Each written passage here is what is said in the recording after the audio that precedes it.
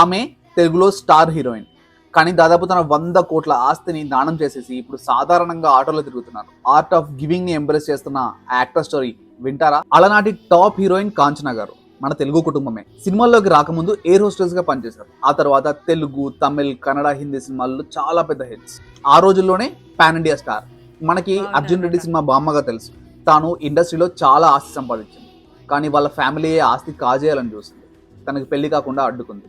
తర్వాత చాలా రోజులు ఒంటరి జీవితాన్ని గడిపిన కాంచన గారు తన లగ్జరీస్ ని, కంఫర్ట్స్ ని అన్ని వదిలేసి స్పిరిచువల్ మార్గంలో వెళ్ళాలని డిసైడ్ అయ్యారు. చెన్నై టీ నగర్ లోని తన కాస్ట్లీ ఇంటితో పాటు దాదాపు 100 కోట్ల ఆస్తిని తిరుపతి శ్రీవారికి సమర్పించారు. ప్రస్తుతం 86 ఏళ్ల కాంచన గారు బెంగళూరులోని ఒక చిన్న ఇంట్లో ఉంటూ ఆధ్యాత్మిక సేవ చేస్తూ తన శేష జీవితాన్ని ఆరోగ్యంగా, ఆనందంగా గడుపుతున్నారు. అన్ని ఇచ్చిన భగవంతునికి అవి తిరిగి ఇచ్చేసి ఉన్న దాంట్లో బతకడానికి మించిన ఆనందం ఏది లేదు అంటున్నారు కాంచన గారు. ఇలాంటి ఇంట్రెస్టింగ్ స్టోరీస్ కోసం డూ ఫాలో JR తో జరసేపు.